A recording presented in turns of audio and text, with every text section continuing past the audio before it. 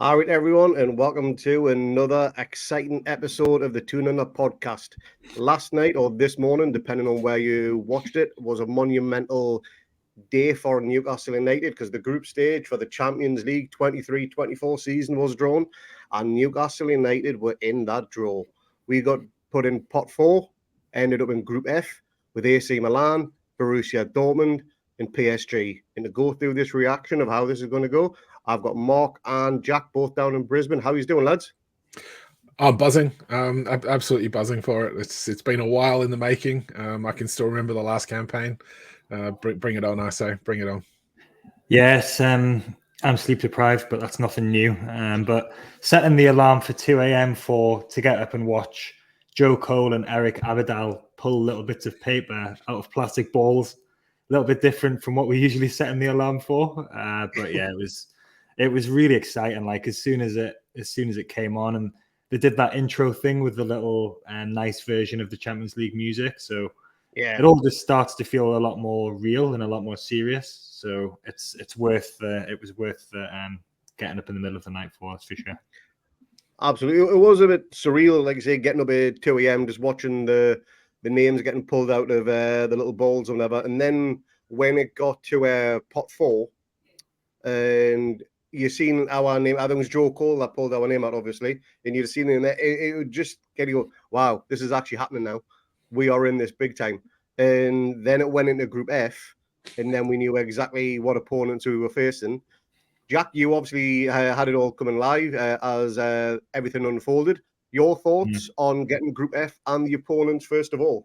Yeah, so we were working out as we were going, like which group we could be in. We couldn't be in any of the groups with the English teams. And then there was the group with Real Madrid and Napoli looked pretty tasty. And then Group F, like from the beginning, as soon as you got PSG and Dortmund together, then that one looked pretty special. So I know that there's kind of different views over who you want, like who people wanted and whether we wanted an easy group to try and qualify. But I think this is perfect for us. I think to get these three big hitters like this, proper big European names, teams that we've never played competitively before as well, but three amazing away days for the supporters and three big nights under the lights at St. James's Park. It's going to be absolutely incredible. You've got the storylines of Tonali and Isak as well, going back to Dortmund. But that my reaction was just, I was so excited when we got drawn into that group. I think it's going to be absolutely incredible to see us play against those teams. And it's definitely started feeling, you're in with the big boys. You're in with the big boys. And we might talk about chances of actually getting through it, because I don't think it's by any means a foregone conclusion that we're going to get knocked out as well. And that's the way the bookies see it as well. So. Yeah, I was absolutely buzzing. Like I wouldn't have been anywhere near as excited if we'd have got a group with PSV or someone like that as one of the top teams. So absolutely thrilled, over the moon, excited. Your thoughts, Mark, when you woke up and seen the news of the draw, that is? Yeah, it was kind of like mixed reactions, because everyone was like, you get onto social media and there's half of the people complaining that it's a group of death. And we promised Keegan we would squeeze Group of Death in a few times tonight. So there's the first one. But look, at the end of the day, you want the best teams, you want the best away days. And I mean, Jack, you were at Inter when we played them and took 12,000 fans over. So you've got Dortmund, who have got an 88,000 seater stadium. You've got AC Milan playing at the San Siro, that they're going to be able to accommodate a huge number of away fans. I just think like those two, especially for the away days for the fans, are just going to be incredible. And to me, that's what this is about. We're not going to let's be honest. We're not going to win the Champions League, so let's just enjoy it. And you want to enjoy it by having the best teams. And as soon as you kind of sat there and had a think into it, I've been saying all along, none of these teams are going to want to play us. We're not that typical pot four team. We're not that sort of oh, well, they're going to finish bottom because they're really crap. It's like, well, yes, we've lost to Man City. Yes, we've lost to Liverpool recently. But we've given them good games. We're not like a pushover. We're a good side. So let's be honest here. It's like they're not going to sort of see us as this this pushover team. That they know that they're going to be in for a battle, and I guarantee you that any team in those pots were kind of like hoping to avoid us as much as we were maybe wanting an easier run. So for me, I think it's an absolutely beautiful group. I think it showcases the club on a massive scale. Which is what we want at this point. We want to have the players excited to play. We want the fans to be able to enjoy these games, and we want the club to be sort of showcased on the highest level. And what higher level are you going to have than playing those three teams in your group stages? I was listening to the. Sorry, I was listening to the Euro Leagues on BBC as well, and they had a PSG journalist and Dortmund or somebody follows German football and Italian football. And they were all saying they did not want Newcastle. You know, they want to qualify. You know, they want to get through, and that the chances of that reduces for them with those in the group. So Dimmy was saying in our group chat as well that in terms of the big names, but in terms of how they're actually going this season, they're not going that well. Dortmund haven't had a great start. Italian football, they did well in Europe last season, but it's not really that strong. And PSG have had their problems as well. I would have liked to have had Real Madrid or Bayern Munich as the pot one team. I would have liked that. But, from 2 and 3, Dortmund and Milan is absolutely amazing. And just touching on what Mark had said about, the profile of these games, this is going to be a bit of a novelty for us this season, a bit like what the cup final was last season. So we haven't been in it for 20 years. It's going to take some getting used to being in it. And it's all a big adventure this season. In future years, it's not going to be like that. We're going to need to qualify, and we're going to start to want to win and reach the latter stages. So let's just enjoy this while we've got it. We might not get back next season necessarily into the Champions League, but even if we do, it's going to be a different draw situation because it's going to go into the league format. So we'll be drawn. I think we'll have 5 home games and 5 away games. So it'll still be exciting to see who we're going to be playing. And it is going to be seeded as well. Yeah. But this is the last chance we had to get drawn into a group in this way. So, like the last time we were in it, it was the 2-group situation where we got through the first group and then went into the second group when UEFA were just trying to money spin. It's all about money spinning, isn't it? Yeah. But this format, this group, are absolutely amazing outcome for us. And I can't wait for those games dates to be announced and see who we're going to be playing when. Yeah, I mean, to be honest, as I was talking in the live chat as the draw was being made, I really wanted Group E because that had some of the lesser teams in. I mean, there's no easy fixtures in this competition, just some that are a little bit less difficult than others. But I really wanted Group E. But if anyone who watched the Brighton preview we'd done yesterday, I really wanted Dortmund as my dream team to get into the competition, the group stage. And we obviously got them. And the main reason is just both sets of fans. I think they are very, very similar in the way they approach and follow their club. And I do think going to their stadium over in Dortmund with our away support, with that yellow wall that they put on, I think that is going to be one of the best atmospheres that could rival maybe your trip to the San Siro all those years ago, Jack, because I'd imagine you've got some stories you'll want to yarn about that. That was just an incredible experience. So I was only 16 at the time, so I'd had my season ticket for a year. So that was the second year of my season ticket.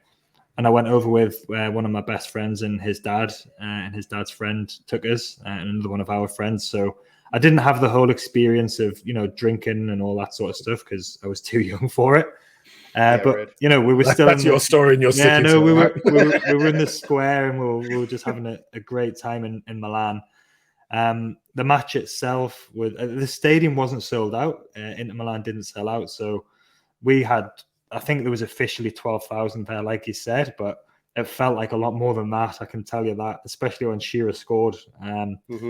We went ahead twice. We should have won the game as well. Like, we were really unlucky not to win that game. And obviously we got knocked out of that group, but that was just an amazing experience to be part of that when I was that age.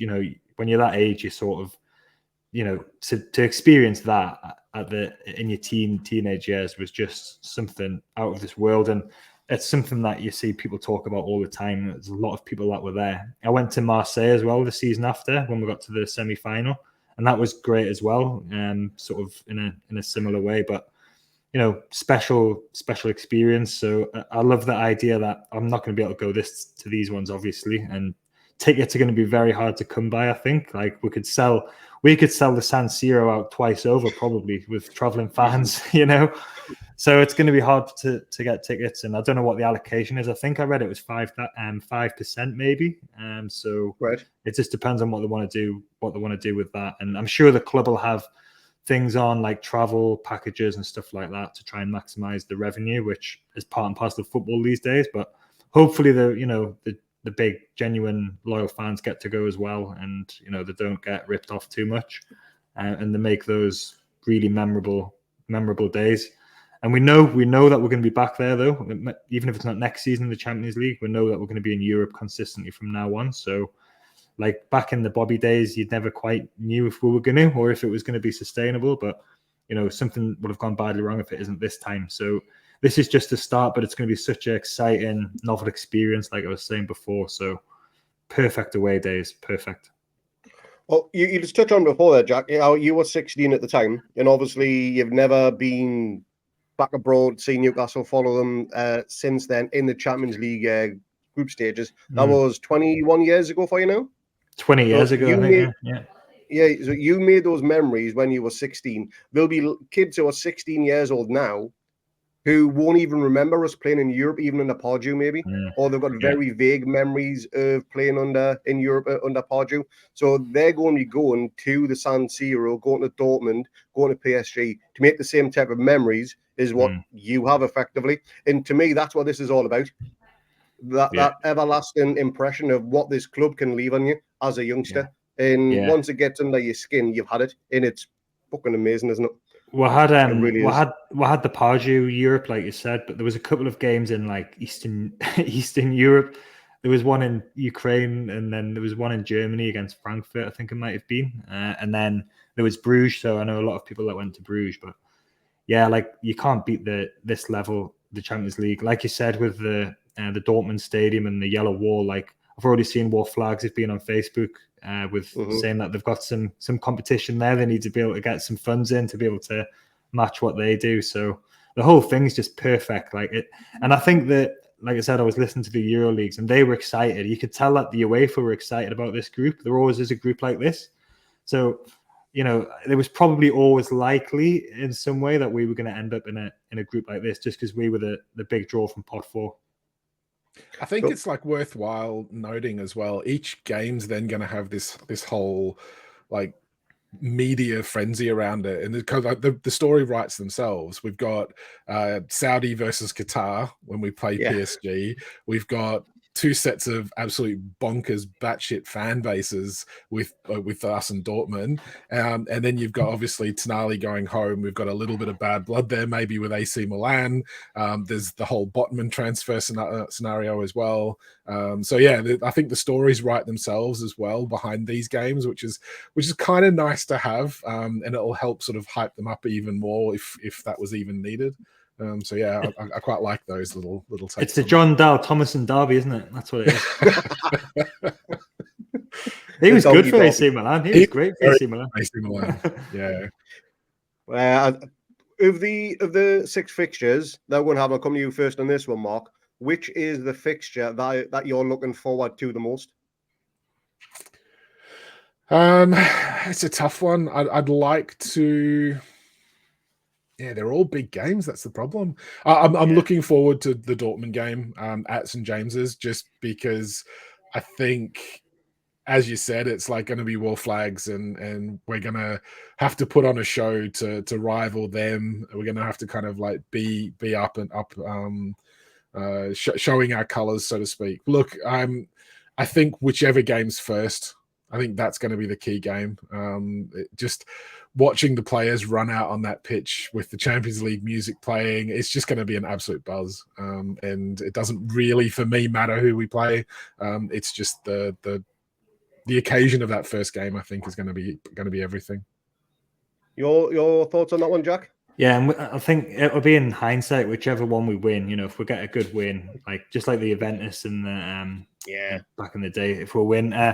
But it's going to be hard, like to maybe because it's going to be 6 a.m. kickoffs for us, I think, on either a Wednesday or a Thursday morning. So that's slap bang in the middle of breakfast time in my house and trying to get everyone out of the house to where they need to be. So I might have to have a few start work late days or something and just lock myself in my bedroom, watch the games.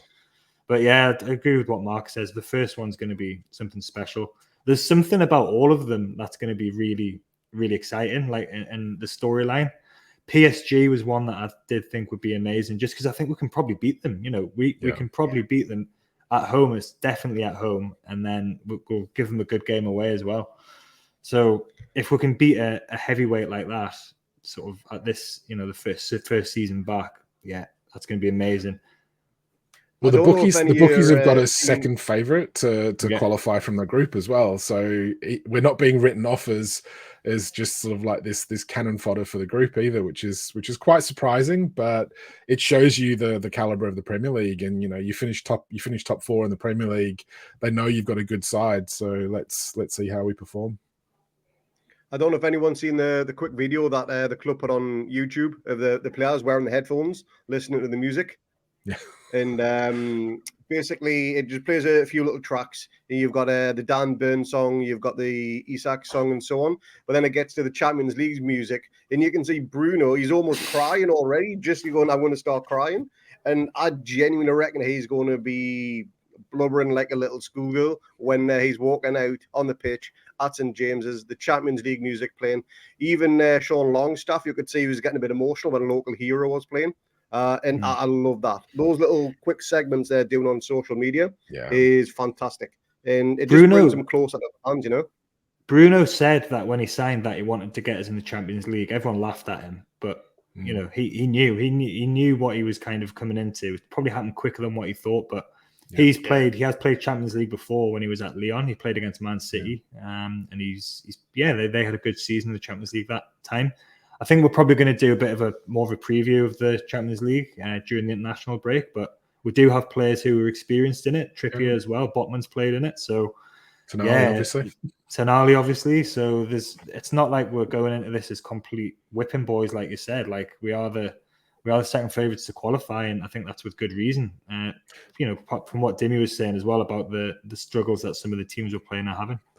Well, we've got the whole like inexperienced manager thing floating over our heads as well. But to me, that could actually be a double-edged sword. It's like, look, Howe doesn't have the experience of those European nights. He's still kind of finding his feet almost. But that also means that none of the managers from European clubs are actually going to know what he's about and what he's going to do. So there's that unknown factor as well that could actually benefit us in the long run as well. So it's just time's going to tell on that one. It's going to be an amazing learning curve for Eddie Howe, whatever happens. I think last weekend, I don't want to think about that ever again, but that was a big learning curve for him against an elite manager who's experienced as a manager in Europe. So Emery season. That's the beauty of Howe, though. He's going to take on board what bad loss, but he's going to analyze everything. He's going to try and figure out what went wrong, what could have gone better, and he's going to learn from it. And that's the beauty of what he's done. And he did it after he left Bournemouth, and he's taken it on board for us. So he's going to be looking to constantly get better. So that's the beauty of it. We lost to Villa last season, and people were saying Emery, experienced European manager, 11 trophies, and then look what happened this season. We went and wiped the floor with them. So he's a very bright manager who is going to learn, and whatever happens at the end of these 6 games, he's going to be in a better position for it than he is now. He's going to learn a lot from it, and he'll just be even better equipped next time we go to try and attack it and show what he can do. Yep. I'm just going to bring up the date of the fixtures. Now, we don't know what the fixtures are, who the opening one will be or whichever. They get announced sometime on Saturday, not too sure when. But the opening set of fixtures is on the 19th and the 20th of September. So that is local time. So it's probably going to be the 20th and the 21st for us here in Australia. Now, there's one fixture, match day 6 of that one. I would love that to be PSG at home, purely so Can you remember the video Griezmann I know where put this is going when before you say he it. signed Mbappe for Newcastle, and Mbappe said, "Isn't it cold there?" So if he rocks up on Tyneside on the 12th of December, it's going to be proper brass for him, and he's going to look at Griezmann and go, "You know what? You were right. It is bastard freezing there." That's the only one that I want to go in that order. As Dan First game, Burn I'd love to clatters be, him. it'd be mint, wouldn't it? First game, I'd love to be a home game just to get it over and done with. I don't know about you two. I don't know if you're bothered about the order of the fixtures or anything, but I think a home game as an opening set would be absolutely superb. Yeah, I heard someone actually make a good point as well, which was that match. We don't really want to be playing PSG on 3 and 4 because that would be back to back. You could have them home and away, and then that could be 2 of the hardest games right in the middle. So it doesn't matter. Like, it really doesn't matter. Match day 5 is actually in between home games for us against Chelsea and Man United. So we could have Chelsea home, PSG home, Man United home in a week. So that's going to be one of those weeks where, like, we're back in the big time, for good. So it doesn't really matter though. Like, we'll approach it however we do. We might lose all three first games like we did last time, and then win the next 3. Be the first team to do that twice. So yeah, it doesn't matter. We just need to get Andy Griffin back in the squad for that one though. Don't even know what he's doing these days. Craig Bellamy back as well. Nah, he's a dick. He can go raw. I don't like Bellamy. That would be absolutely phenomenal. I reckon PSG last game at St James's, to even if we've already qualified from then or we're in second place, whichever, be a mint way to go. Now, big question, lads, and I'll come to you first in this one, Jack. How many points do you think it's going to take to get out of the group? I don't know. Average is about 9, maybe 9 or 10. So yeah, I don't think there's going to be one team that gets whipped all the time. Like, some of the groups you'll see one of the team gets no points, or between no and 3 points, but that probably won't happen in this group. So probably most clubs will take points off each other at some point. So maybe around the 9 to 10 point mark. So if we can win the home games, that'll put us in a good position. You'd agree with that one, Mark? I do, yeah. I think it's the beauty of it being such a tight group. I don't think you're going to get someone that sort of romps out to wins every single one of their games. I think everyone's going to take points off everyone else, which keeps it tight, which gives us an even better chance of qualifying for the next stage, I think. So, look, I would say maybe, yeah, I'd say 7, 9, something like that. I think that's probably what it's going to take to squeeze out of the group. And the other thing is, if we come third, that's fine, really. We're getting at the Europa League, and we're probably one of the favourites to win it. And then if you win that, you get back in the Champions League anyway. So, and you win a trophy. So I think that wouldn't be the worst outcome by any means. There's 5 spots this season, isn't it, for the Champions League? I think so, yeah. It depends what happens. It depends what happens this season with the European competition. So if the English clubs do well, then there'll be 5 spots. So we might have to just hold our noses and cheer Man United on in their games. But yeah, that's the way it works. It goes on the coefficient for the. It was one of the things that UEFA have done to try and appease the elite clubs after the European Super League breakaway attempt, to try and give the big clubs an extra the big nations an extra position. And then there's 4 extra spaces, 2 for the coefficient based, and I think there's 2, I can't remember how else it's done, but there'll be 2 from lower ranked nations as well. So I brought in an agreement that I reckon 7, 8 points would be enough. 2 wins and a draw, 2 draws, something like that. I think that would be more than good enough. And if we can just keep a home form, I think we'll definitely be something good there. A lot of these teams, Italian teams, don't travel very well, especially over England. So that's always going to be a chance. PSG, their record in England isn't that great. I had a little look back. And Dortmund, theirs isn't that great over here either. So there's always that option that St James's could be a Champions League fortress, which is not something we've been able to say for a good number of years. So hopefully that will absolutely be the case. Let us know in the comments down below what you think the maximum points is going to need to get out of the group, and who your favourite opposition and tie, if that would be. But that brings the end of the Champions League reaction in terms of the group stage. Then I'm going to move on to a quick little review of the transfer window, which is still open at time of recording, but there's not many hours left. I think we've got, maybe 10 hours to go as of we are right now, thereabouts. Mark, I'll come to you first on this one. Just a quick summary. What's your initial thoughts on the incomings for this transfer window? I think it's been fantastic. I think we've done an absolutely stellar bit of business. We've brought in someone who's got Champions League experience in Tonali. We've padded out the squad with top draw, first team ready young players.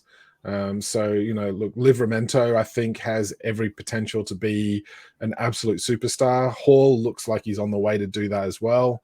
Look, we've got the players coming in. Barnes opened his scoring in the first game at home. Look, these are players that are like that next level up in terms of the squad depth that we needed. The only thing that I think we've all sort of cried out for is another defensive kind of reinforcement for a centre back. We are looking somewhat light there. Botman's potentially injured for the weekend's game, and we're scraping around, do we swap Botman back to centre back? And he didn't really do very well when he came on, when he slotted in there against Liverpool. So look, we've got some outstanding business done. I don't think we can really ask for a lot more given the financial restrictions that we are still under until the old Adidas shirt deal comes through for next season. But yeah, look, I couldn't be happier with what we've done. Yeah, you always feel like you're going to be a little bit short, but I think Jack's already said it's like, you feel that every single window, and we felt that every single window since the new owners took over, and we haven't managed too badly so far. So let's see how it goes. Your thoughts on the window, Jack, for the incomings? Yeah, I echo what Mark said. He's right. Every transfer window of the new owners, we've always come out of it feeling like we've missed out in some way. The first window was because we didn't get Jesse Lingard or an attacker, and then last January it was because Shelby and Wood had gone and we didn't get a midfielder. So this time it's that we are a bit light for depth at centre back. We definitely are. We're in trouble if Botman or Shaw get injured. We lack pace in that position anyway. So it just means that that'll be the primary target next summer. Yep. We know that we had FFP restrictions, so otherwise we would have gone out and got one of our top centre back targets, I'm sure. They don't want to just go and get a centre back, get anybody. They want to wait to get the right person. So I think that's what they've done with that. The future proofing of the squad has been amazing. I think Hall and Livramento, that's been exceptional future proofing of the squad, and that's been the most exciting thing I think from the transfer window. And don't forget as well that we brought Anthony Gordon in last January. That was money brought forward from this summer, so he would have been bought this summer, and if that had happened, everyone would have felt a lot better about this transfer window. So I think it's a solid 8, 9 out of 10. And yes, that's my baby crying in the background. Now, quick one. There's a very small minority, and I'm going to use Twitter or X here, is just the platform for it. A few people have been not necessarily a bit arsy or anything, but wondering why we've spent in excess of 60 million on a left back and a wing back. A left back and a right back. For who potentially might not even be starting any games, when those funds could have went to a first team ready centre back who was needed, or a second striker, something along those lines. What's your thoughts on that one, Mark? It's not a one window deal. We're not trying to rebuild the club in one window. It's a long-term deal, and you don't know if those players were going to be available next summer. If you've got the chance to jump at absolute top draw talent, which I feel both of those players are, you take it when you can. And as Jack said, look, next summer, then a centre back becomes a priority then. And if we stumble a little bit because of lack of depth at centre back, then you take that on the chin. But you move on and you strengthen that area ready for the next season. We're 18 months into what was tipped as a 5-year plan in terms of rebuilding the club up. People need to remember that it's not a case of just going out and playing Championship Manager with the cheat code on for infinite money. It's like, we've got a limited budget. We know that we've spent in excess of what we were told that budget was already.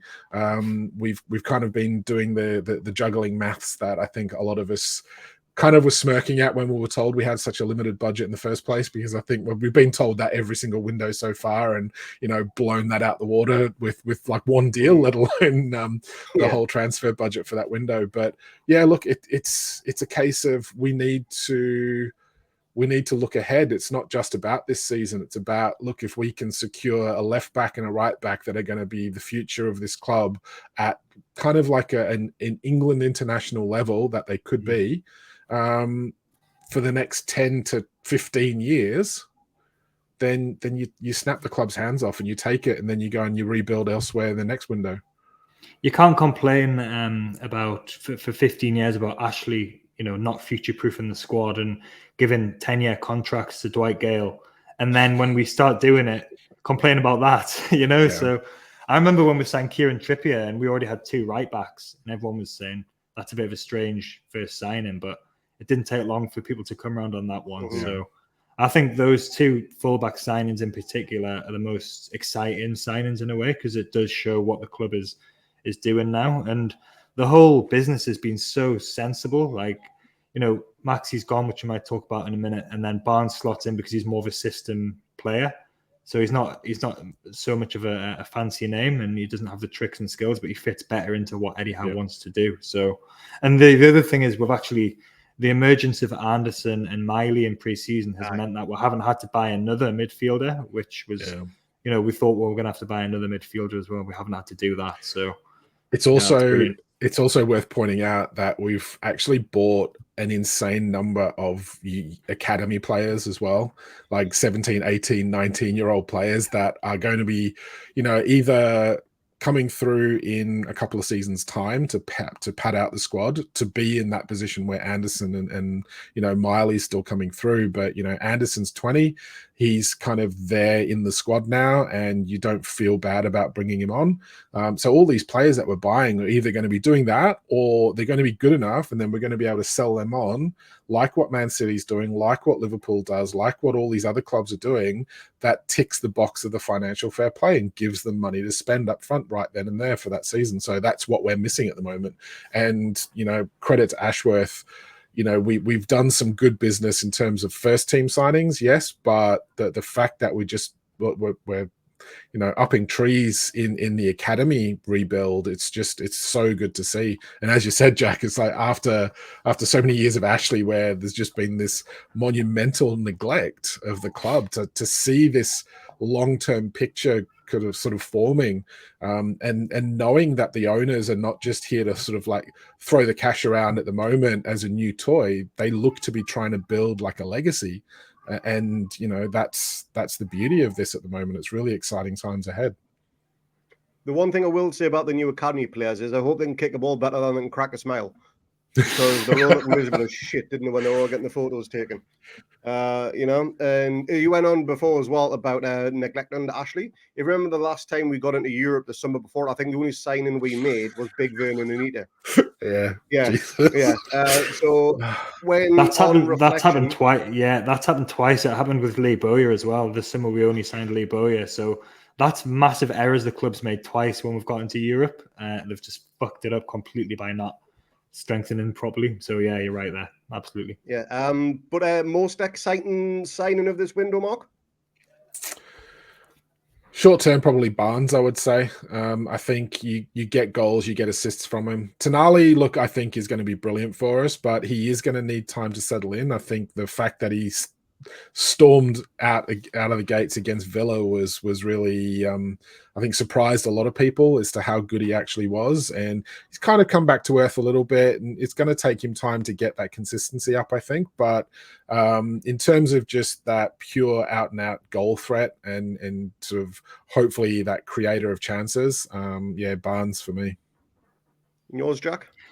Livramento was the one that I was thinking I was really, really excited about, just because I watched him quite closely when he was at Southampton before he got his bad injury. And seriously, he could be England's right back for the next decade, like Mark said. He's that good, and he's going to be worth a lot more than what we paid for him soon. So I'm looking forward to seeing him and Hall get on the pitch. Actually, like there hasn't been the opportunity really for them to play much yet, but I think in the long term he might be the one who, turns out to be the best bit of business. And in the short term, Tonali's slotted straight in, and like we said before, Barnes just fits the system like a glove. So I'm just looking forward to seeing these players on the pitch a bit more as well, with Tonali being the only one who's actually started games. But like, there's going to be plenty of games. We're going to have at least 44 games this season, or at least 46 games this season with the cup as well. So there's going to be plenty of games for them all.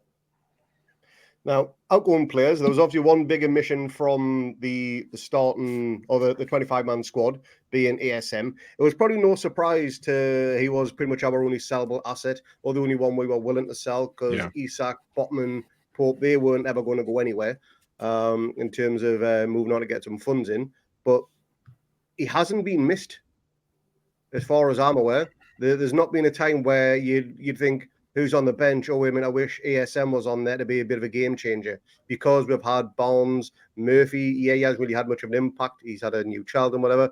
But there's been a few others there where you look on the bench and go, they could actually make a difference in the game. And you go back to when Barnes came on against Velamark, like you said, he scored one and he created one. He's got more assists this season than what Max did last season. So I definitely wouldn't say he's been missed so far. Would either of you agree? Yeah, look, I think Maxi was always that luxury player. I think he was always going to be that saleable asset if we needed to sell for buying a player in.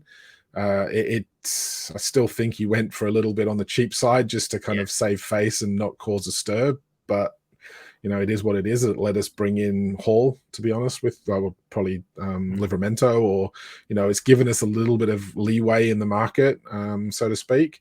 But yeah, he was always that sort of maverick player that could do something out of nothing, but you didn't know what you were going to get week in, week out. And with Barnes, look, again, there's Leicester fans have said, he might go missing for some parts of games, but he's going to be a little bit more consistent in terms of what we get off him, tracking back, closing players down, holding his position properly.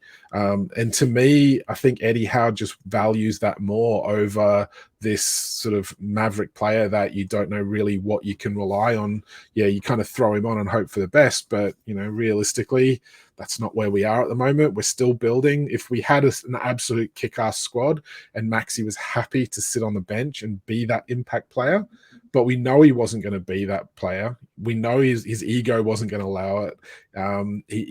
He constantly had little chirps on social media and little cryptic messages that I think most of us were getting sick of. I will hold my hat off to Maxi and thank him for his service. I think he was the one shining light in some pretty dark times under Steve Bruce.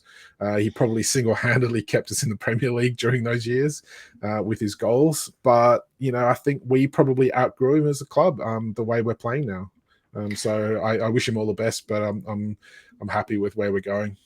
I believe Eddie when he says that he would have been happy to keep him and he didn't want to lose him. I do believe him, but I think it was always going to happen. It was simple fact of maths. Like, we needed to sell him to get the money. He was the only player we could sell who was going to bring in any kind of decent money. And the way FFP works, selling him for 25 million, which I agree with Mark, is on the low side, I think, for his quality. But having said that, he didn't have a very good season last season, so maybe it's about right. But selling him for that means that we can then invest in, probably paid for 2 of the summer signings, the way FFP works. So I think it was just always going to happen. And, in future years, we're going to have more saleable players that we want to sell. And you never know, we might lose players we don't want to sell as well in the early years of the development of the club. So, yeah, fair play. Good luck to Maxi. I'm still keen, following what he's doing in Saudi. He's been getting a few assists, playing with Mahrez and Firmino. I think he's playing for that club. So good luck to him. Yeah, but that was always going to be one that I think had to happen this summer. There's been a few other outgoings. Jamal Lewis being one, and also we've got still the likes of Isaac Hayden. He's apparently in talks with Sheffield United, I think it is. I might be Chef wrong on that one. yeah. Chef Wednesday, yeah. And also they may be interested in Hendrick, so if they want to do a double deal, happy days. And also Ryan Fraser, he's down in Southampton season-long loan. Don't know if there's a view to permanent on that one. And do you either know if it's a view to permanent on that one? I haven't heard. Sure. No, you'll probably fucking wind everyone up and be sent back anyway. That's what he seems to be doing these days. I think the club have done well to shift these players. Yeah. Like, you don't like using the phrase deadwood, but players who were not trading with the first team who were always going to be on the way out. It was just a case. It's players we've outgrown. Yeah, just a case for the club of getting as much money they can, either in terms of a wage percentage contribution or any kind of transfer fee. Darlow obviously went. We thought there was some kind of talk he was going to be going for 5-6 million. In the end, he went for 400,000, and I don't think he's played for Leeds yet either. So, but players like that were always going to be surplus to requirements, and I think the club have done a good job eventually of clearing those players out. And I think Hayden's got quite a long contract to go.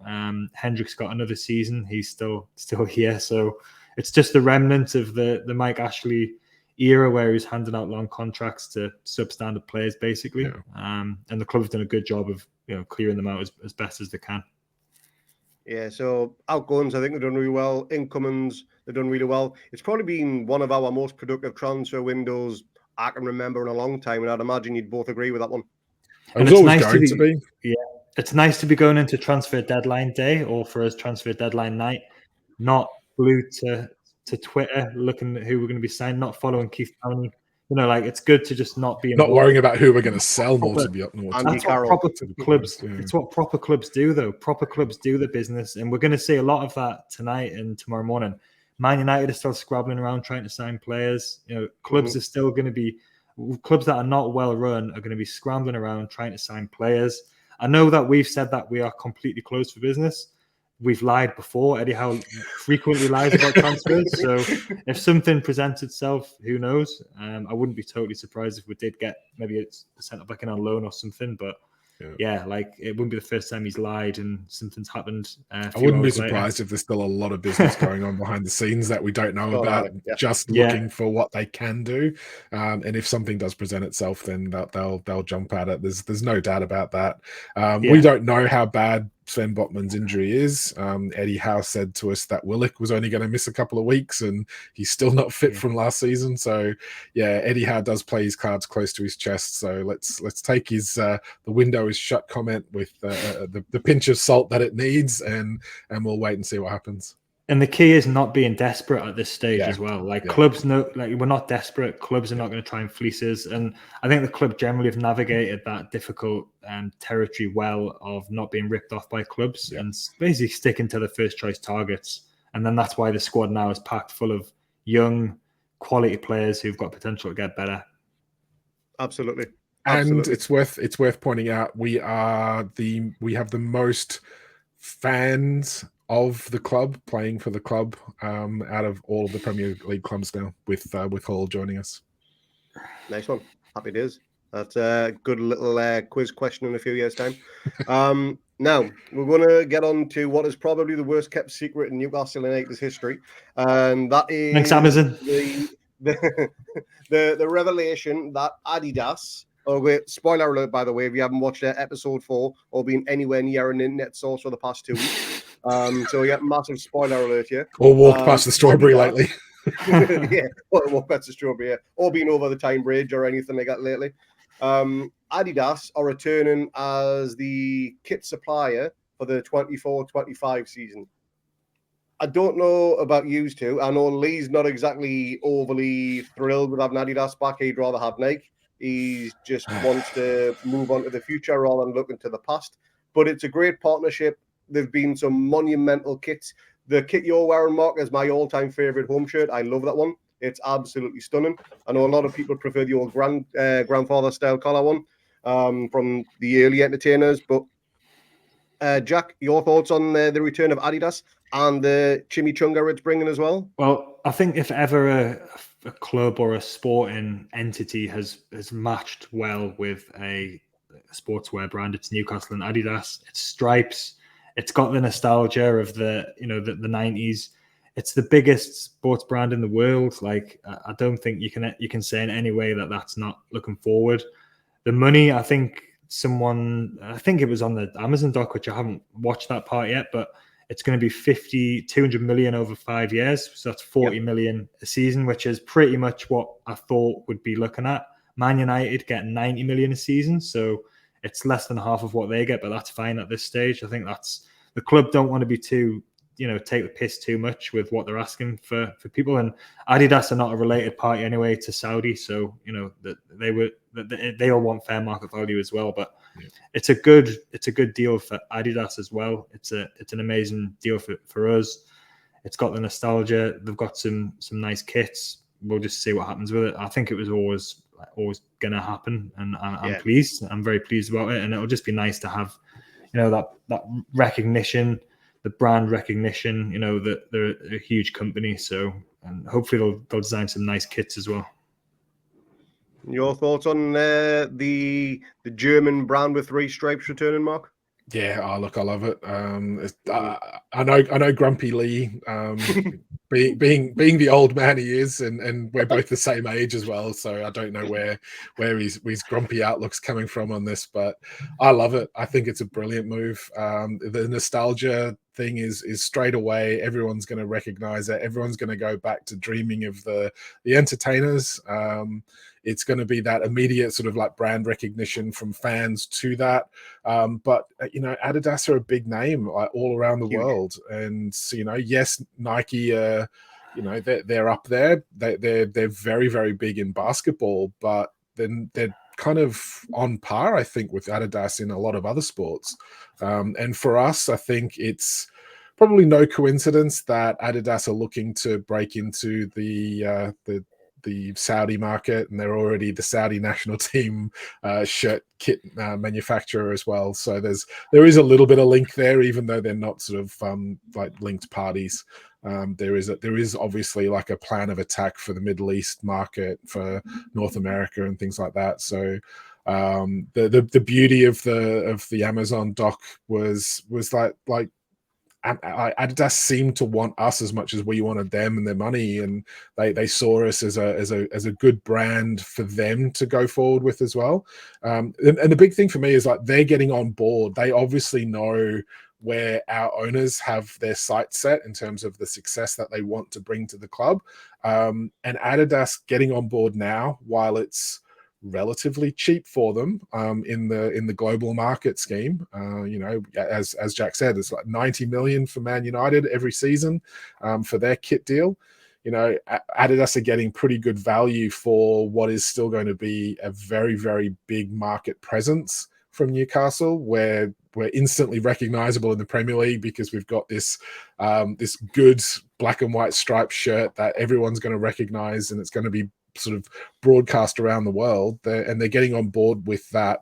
But not only that, is they're actually getting on board to be associated with any success as well. They're going to be like, well, they gave us the money to buy the players that have now won us the whatever cup, and that's got to be a big thing for them as well, to get on board and be a part of that process and that journey. And if you listen to anything Peter Silverstone says as well, either on podcasts or on the Amazon doc or anything you see on the website from him, it's all about alignment of commercial partnerships. So you've got Seller, which is obviously the Saudi link, but they're a sports marketing brand as well. So, an event company. So it's all about how the commercial side all links together and it's all aligned. And that's the key thing, like the alignment at the club. You've got everyone pulling in the same direction, the commercial side, the sporting side. Everyone wants the same thing. And then that's what's going to result in this dynamic club. And I'm feeling so much better after last week's disaster after this podcast. So thank you very much. I'm really looking forward, and I do genuinely think if Adidas decide to redesign some of the old kits from the 90s, or again, even one you're wearing, Mark, the amount of sales they will get from those kits alone, they will make the money back twice over. Easy. It's an easy decision for both club and Adidas to make, in my opinion, because again, there's a lot going for it. It's only positive from what I can see.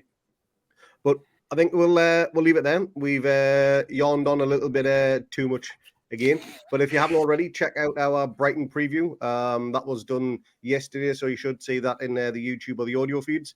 Have a look on that one, and we will be back on Sunday night. Are we doing the Sunday or Monday? I review? think Sunday's Father's Day here, so Monday I think it's going to be.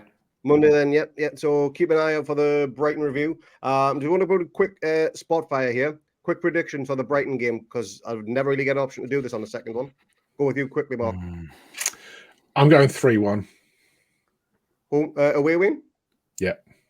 I think we'll lose 2-0. Yeah, I really don't like playing against Brighton away. I know that we did well at home last season, but yeah, I'm not feeling good about it. So, but who cares? We're in the Champions League and we've got Adidas, and there's an Amazon documentary you can watch. We can watch that instead. Yeah, exactly. The future is bright, even if this weekend isn't. And I'm having a break from Twitter as well, so I'm feeling much more happy and less stressed and irritated about life. Well, we'll leave it there, and we are going to play out on the Champions League theme again. So this is just going to be all that nostalgia.